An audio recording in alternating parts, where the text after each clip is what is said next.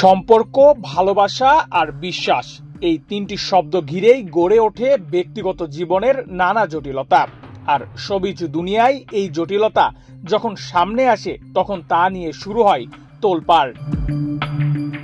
Double timing ব্যাপারটা খুব খারাপ, কেউ সেটা করলে তার ফলাফলও খারাপ হয়। শামীম হাসান সরকারের এই মন্তব্যের পর থেকেই বিষয়টি ঘিরে নানা গুঞ্জন শুরু হয়। তবে গল্পে নতুন মাত্রা যোগ হয় যখন অভিনেত্রী অহনা একরকম বিস্ফোরক স্ট্যাটাস দেন।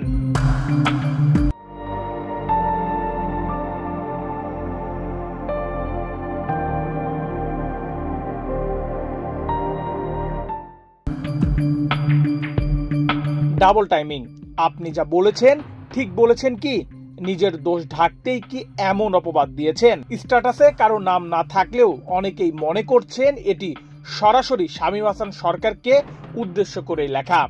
তবে এই সম্পর্কের জটিলতার কেন্দ্রবিন্দুতে রয়েছেন পরিচালক মেহেদী হাসান হৃদয়ও। জানা গেছে ডাবল টাইমিং এর প্রসঙ্গ উঠেছে শামীম ও অহনার ব্যক্তিগত সম্পর্কের টানাপোড়েনের থেকে।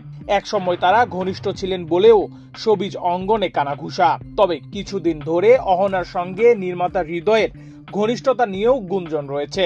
এমন পরিস্থিতিতে শামীমের এই বক্তব্য এবং অহনার পাল্টা প্রতিক্রিয়া সব মিলিয়ে এখন শোবিজ অঙ্গনে উত্তেজনা তুঙ্গে।